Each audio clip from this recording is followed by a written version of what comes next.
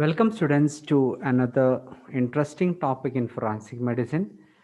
Uh, this is about autopsy or post-mortem examination of a dead body. This lecture is divided into three parts, and here is the first part. So you have to become familiar with two terms, that is autopsy and biopsy. So basically, autopsy is the examination of tissues that are removed from a dead body, and biopsy is the examination of tissue removed from a living body. So these terms, autopsy and uh, biopsy, are synonyms, and autopsy is examination of tissue removed from dead body, and biopsy is the examination of tissue removed from a dead body, sorry, living body. So, in each and every case of post-mortem examination or the autopsy, it should be complete. That is, we have to open all the body cavities, and also we have to examine each and every organ without missing out anyone. And a complete autopsy is a necessity to substantiate the truth of evidence of eyewitness.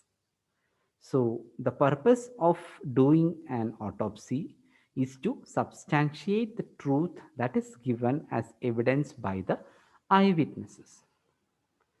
So, if the autopsy is poor or incomplete, it is worse than no autopsy at all, because a poor autopsy may most likely lead to a miscarriage of justice. So, each and every case, in each and every case, the autopsy must be complete. That is, we have to examine all the organs and all the body cavities should be opened.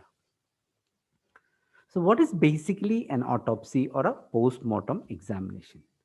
An autopsy is a detailed and careful medical examination of a person's body and its organs after death, and the purpose of an autopsy is to establish the cause of death. And because this is a medical examination, it should be done by a medical practitioner or a physician who is otherwise called a pathologist, and he should be specialized in study of human diseases, and he has to perform the autopsy. Usually, in medical colleges and district hospitals, forensic surgeons will be the persons doing autopsy. But in smaller hospitals, the an average MBBS doctor may do a post-mortem examination. As of now, law has not uh, permitted us Ayush doctors to do autopsy. Only MBBS graduates has been empowered to do autopsy. Uh, the removal and examination of each organ should be done by surgical techniques, and some tissue samples are to be selected for microscopic examination or for doing some chemical tests as and when required. Another term for autopsy is necropsy. Necros means dead and opus means view. So, viewing a dead body, that is the synonym for autopsy. And it is a special type of scientific examination of a dead body, which is carried out under the laws of the state, mainly for the protection of its citizens and to assist the identification and prosecution of the guilty in case of unnatural death. So, autopsy is usually carried out within 48 hours after the death of a person, or as and when, or uh, as and when the time happens, or when the body is retrieved. Without wasting any time, autopsy should be done. But in our state, night autopsies are not in practice, so we have to wait for the next day or the next morning for doing autopsy. Night autopsy are not done in our place. So autopsies can be hospital based or coronial. Hospital based is otherwise called non-coronial. So coronial autopsies are nowadays not done. Earlier it was done in metropolitan cities. Uh, so coronal autopsies are ordered by the state coroner, whereas hospital autopsies may be performed at the request of the family of the deceased or by the concerned uh, police officer or magistrate. So let's learn about the types of autopsy. There are basically five types of autopsies. The first one is pathological. That is the reason for doing a pathological autopsy is to conclude the cause of death in case of death due to some pathological reasons. The most commonest type of autopsy is the medico legal autopsy, whereas the cause of death in case of sudden suspicious unnatural death has to be found out. Then third one is anatomical autopsy, which is done on embalmed bodies in your anatomy classes to enhance medical knowledge.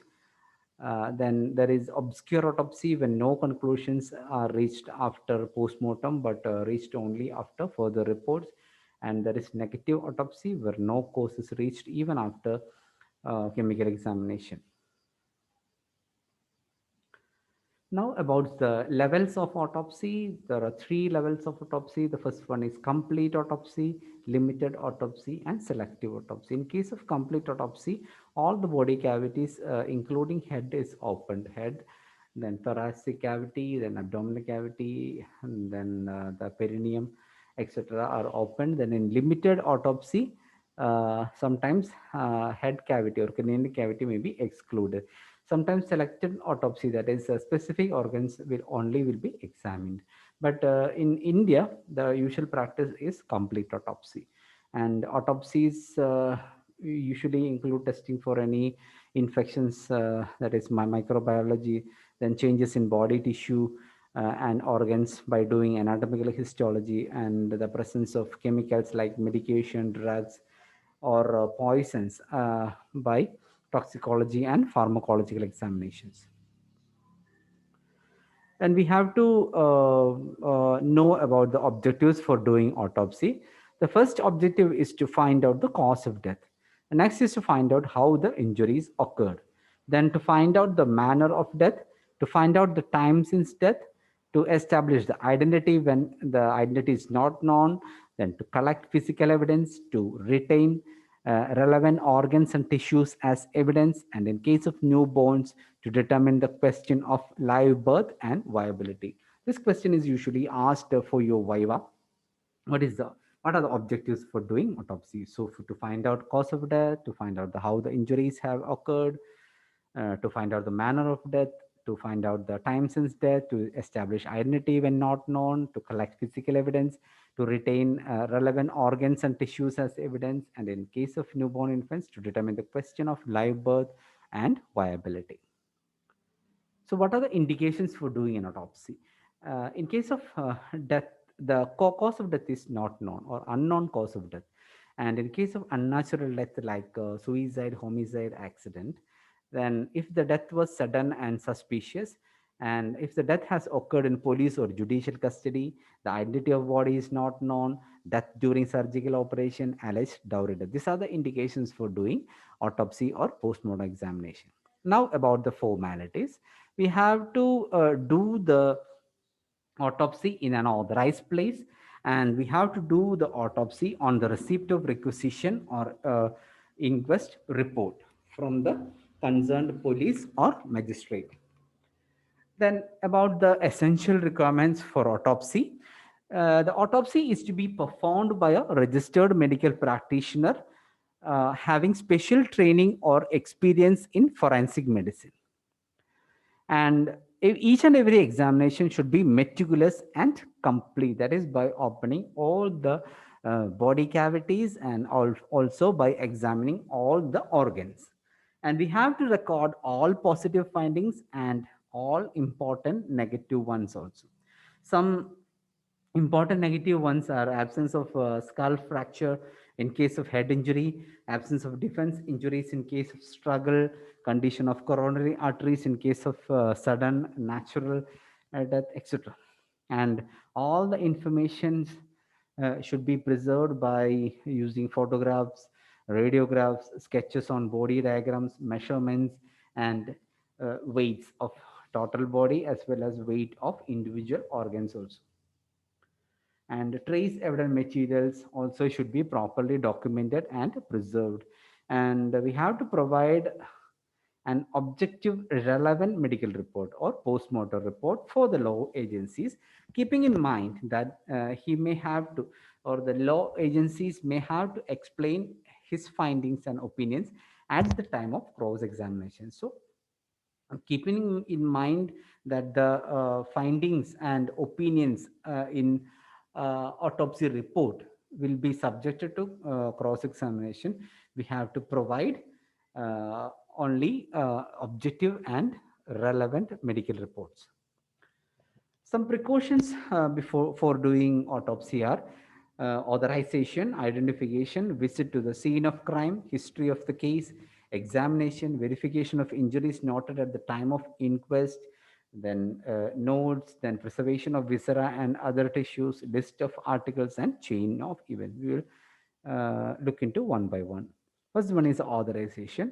Authorization can be issued by coroner, police, magistrate. Usually, coroner inquest is not done, so authorization from coroner is not present in India. Only the authorization from police and magistrate will be there. Then the authorization for doing an autopsy will be accompanied by a dead body challan and by an inquest report, panchnama, or FIR. Inquest report, panchnama, and FIR are both same. So the authorization letter plus dead body challan plus inquest report will be accompanied with the dead body. And under section 174 of Criminal Procedure Code, the inquesting authority can order any registered medical practitioner or medical graduate to carry out medico-legal autopsy. So, a little about dead body challan. So, requesting from the investigating officer to the medical officer is called dead body challan.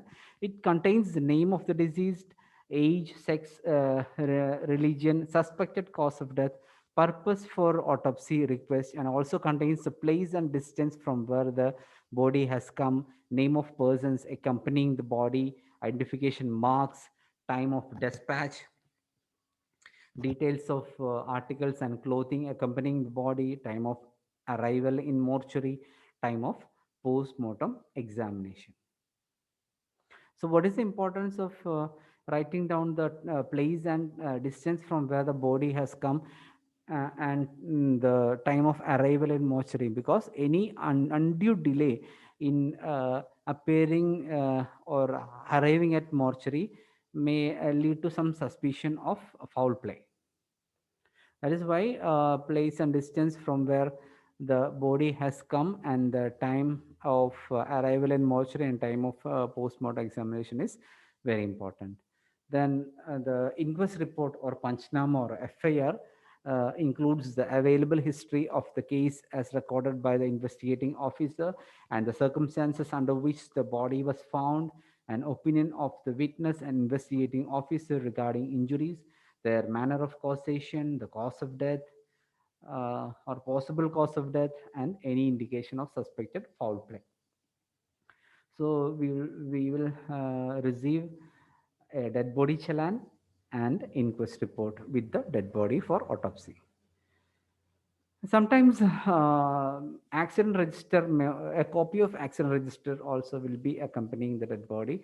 That is, if the death is from injury or suicidal, homicidal, or traffic injury, he may be admitted to some hospital. So, accident register will also be submitted along with the dead body. And the accident registers will be prepared by the medical officer where the treatment was first given, and there will be inpatient record if the patient was admitted in a hospital, and also the sketch of accident will be given.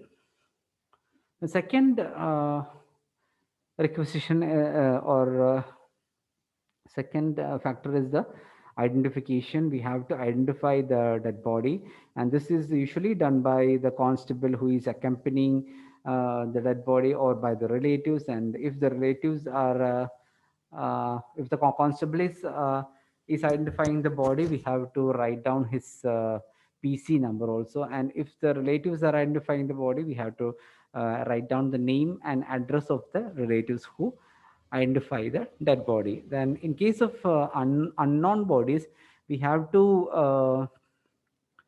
uh, give information about the race, religion, sex, age, social status, height, weight, dental formula, photographs, fingerprint impression, etc. Then the internal peculiarities like ingredients of last meal, presence of disease in an organ, evidence of a previous fracture, absence of appendix, etc. For later identification by some party who claims the body. Then the third important one is to visit the scene of crime. Usually in India, this visit is usually skipped due to time restrictions, but in foreign countries, there are some specialists for doing crime scene investigations.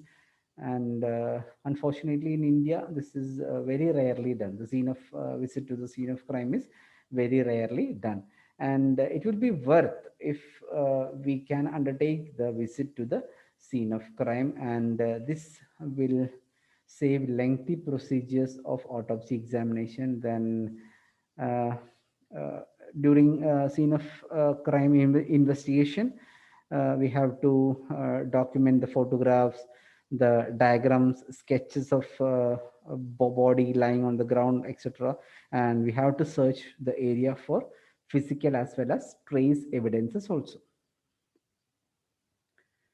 Then we have to look into the position in which the body was found in the scene of crime, then the relationship to surrounding objects, uh, then the presence and position of weapons, blood stains, marks of struggle, poisons if present, then inconsistencies between the apparent death scene and the actual scientific evidence. All these should be noted, and this will help in finding out the culprit and also the reason for death, cause of death.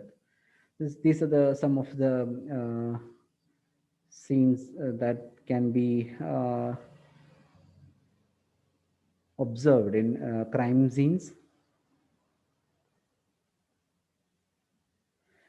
Then about the disadvantages if we do not visit the scene of crime, that is in during the removal of a dead body, fresh abrasions may occur, and we will usually include these fresh abrasions along with the uh,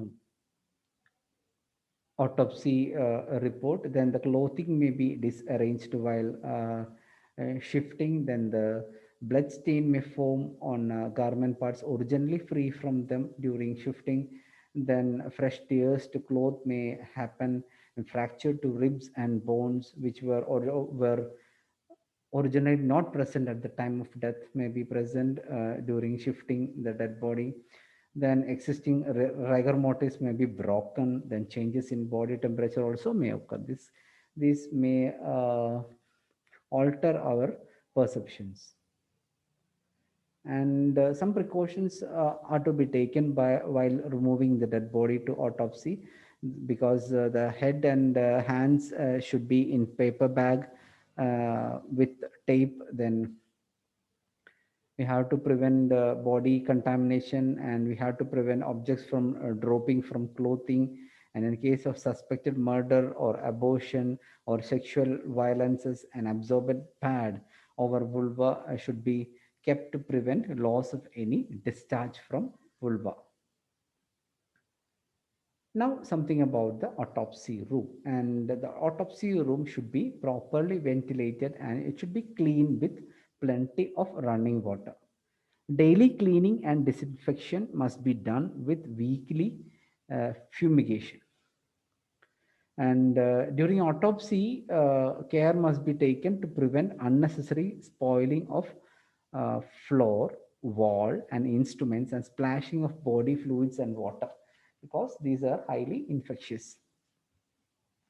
And all the instruments must be washed with disinfectant after use, and the staff must be immunized for tetanus, tuberculosis, hepatitis B, etc. Autopsy room photography. So, autopsy room photography is permitted, and this will provide a visual record for the pathologist to refer to a later time. And this will also allow other professionals to review the pathologist's findings and to formulate their own opinions. And the photographs can be shown to the judge during trial or during cross examination, and this can be used academically for teaching purpose. The procedure for autopsy room photography, that is, photographs should be taken from above and at right angles to the body to avoid perspective distortion of the body. So photographs should be taken from above and at right angles to the body. And the case number should be placed in a corner or along one edge of the photograph to easily identify the autopsy whose autopsy photograph is that. Then, in case of violent death, the front and back views of the uncleaned body with its clothes and also after removal of the clothes should be taken. So, with the clothing and without clothing, the photograph should be taken, and the photograph should be taken of the uncleaned body. So, in an unknown body, the photograph of the face should also be taken before autopsy for further identification by any relatives in the future. Then the ligature, gags, and binding should be photographed before removal from the body. So, in case of some hanging or strangulation by ligature, or if there is any gag present, it should be photographed before removal from the body. Now, something about autopsy protocol. So, a protocol is a signed document containing a written record which serves as a proof of something. So, autopsy protocol or the autopsy report should be in two basic forms. First one is in a narrative form, like a story, or in a numerical form. One, two, three findings can be written in a story form numerically.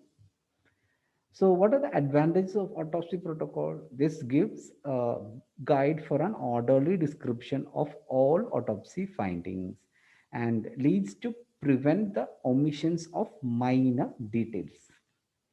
And also, the autopsy protocol is objective and impersonal. The advantage of a nice autopsy protocol is that a person reading the autopsy will imagine what has happened during the autopsy time. So now the autopsy report. After doing the uh, preliminary findings, we have to prepare an autopsy report, which contains three parts. The first one is preamble, then the body of the report, and the conclusions. The preamble should mention about the authority ordering the examination. It can be a police officer or it can be a magistrate. What is the authority, or who is the authority ordering the examination, and the time of arrival at the mortuary, the date and place of autopsy examination, the name, age, and sex of the deceased, and the means by which the body was identified, whether it was identified by the police officer or by the relatives. And if identified by the relatives, the name and address of the relatives should be written in the preamble.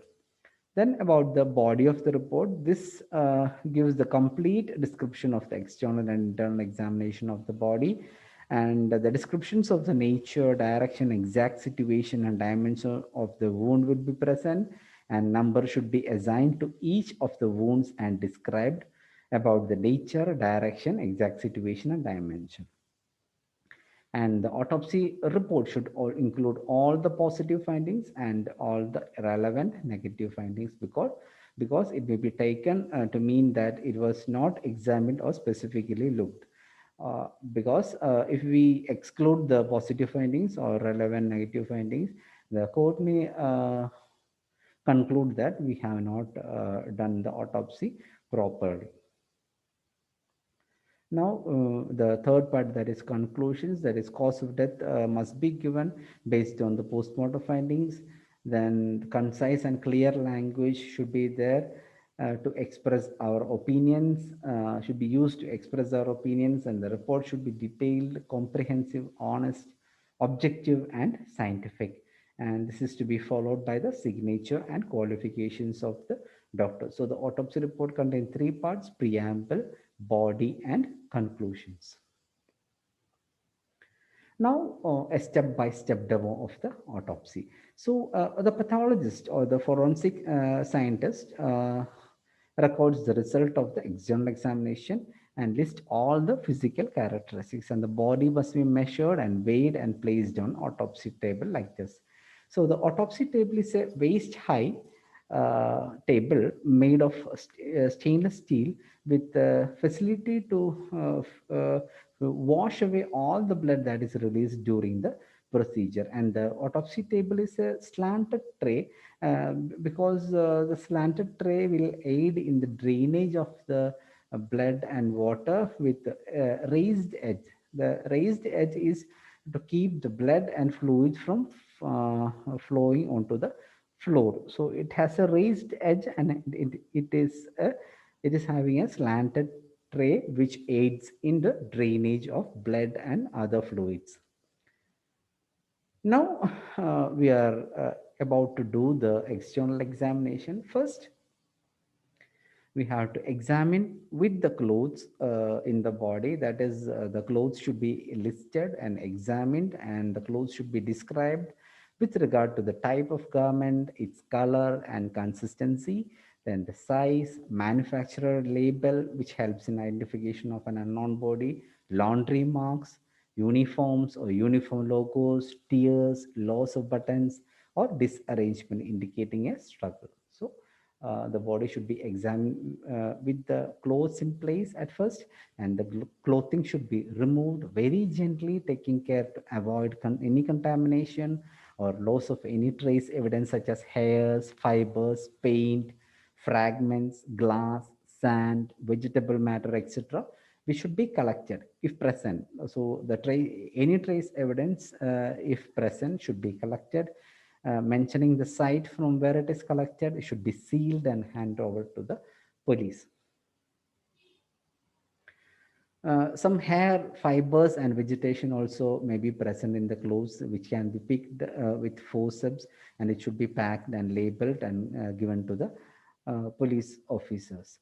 Then clothing should be removed from victim, and it should not be discarded.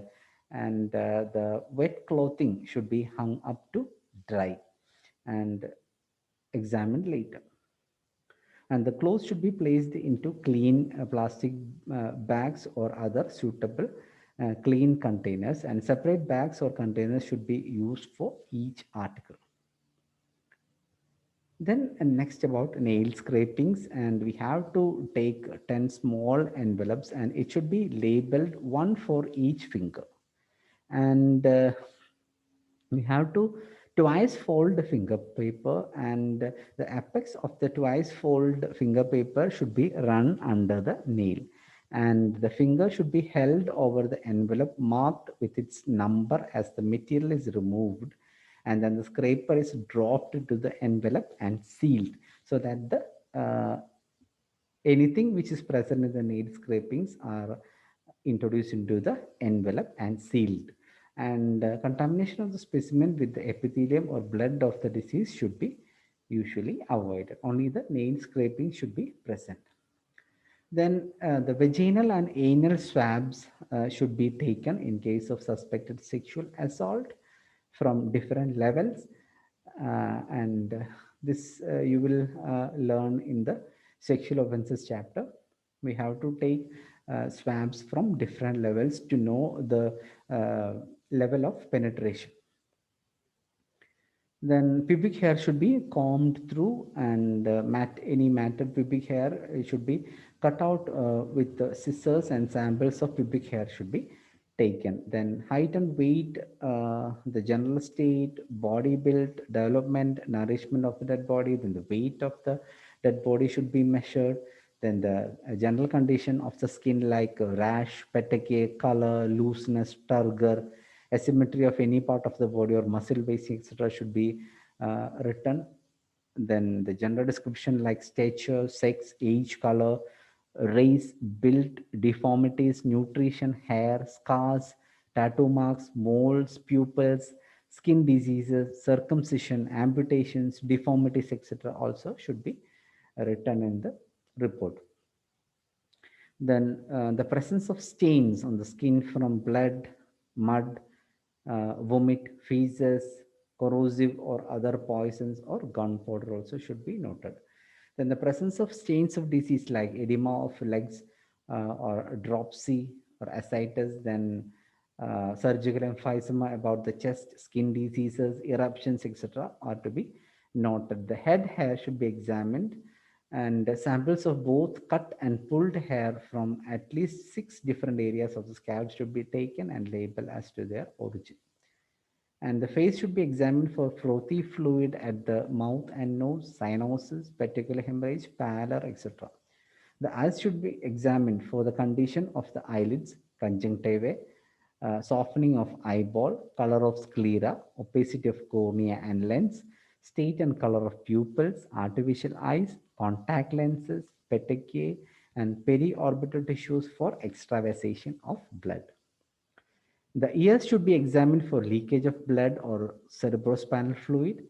Then the neck must be examined for bruises, fingernails, abrasions, ligature marks, or other abnormalities, and observe the degree of distension of neck vessels. So in case of neck violence, there will be degree of there will be various degree of distension of neck vessels. Then for thyroid, we will look into the size of the thyroid, as well as the nodularity of the thyroid. Cervical, axillary, and inguinal lymph nodes will be examined and noted about the findings. Then the thorax, we look into the symmetry as well as general outline of the thorax. Then the size and mass of breast is to be taken a note of. Then abdomen presence or absence of distension or retraction of the abdomen. Then stria gravidarum. In back, we have to look into the presence of bed sores, spinal deformities, etc. Then external genital, we have to look into general development, edema, local infection, position of testes, etc. Then the natural orifices, that is mouth, nostrils, ears, vagina, etc., should be examined for injuries, foreign body, blood, etc. The presence of froth about the mouth and nostrils, and the smell of alcohol, phenol, etc., should be specifically noted. Then note the position of all the limbs, and particularly of the arms, hand, and fingers. Then we have to look for needle puncture marks in case of arms and buttocks. Usually, needle puncture marks in arm uh, denotes the presence of drug abuse. In case of external wounds, we have to describe the wounds, stating the nature, site, length, breadth, depth, direction, position, margins, base, and extremities. We have to collect foreign material from the external wounds, and the use of printed body sketches is very useful to locate the external wounds, and photographs also are also useful. And excluding stab and fire wounds, all the injuries should be divided into two broad areas, that is external as well as internal. And the limb and other parts should be examined for fractures and dislocations by suitable movements and by palpation, and should be confirmed by dissection. Then the time since death should be noted from rectal temperature, rigor mortis, postmortem, hypostasis, putrefaction, etc. And a list should be made of all the articles that are removed from the dead body before autopsy, that is clothes, jewelry, bullets, etc. And this should be labeled And this should be mentioned in the report also, and it should be handed over to the police constable in a sealed cover, and we should obtain a receipt of the same. And the report should include all of the surgical procedures, applied dressings, and other diagnostic and therapeutic measures found on external examination. A cardiac pacemaker, if present, should be removed from the dead body because the mercury bacteria that are present in cardiac pacemaker may cause an explosion if the body is burnt, or will cause environmental pollution if buried. So we are coming to the end of part one of autopsy. Then the topics covered in this lecture is the definition of autopsy, types of autopsy, levels of autopsy, objectives of doing autopsy, indications for autopsy, essential requirements that are to be fulfilled before doing autopsy, then the autopsy report, as well as external examination. Thank you.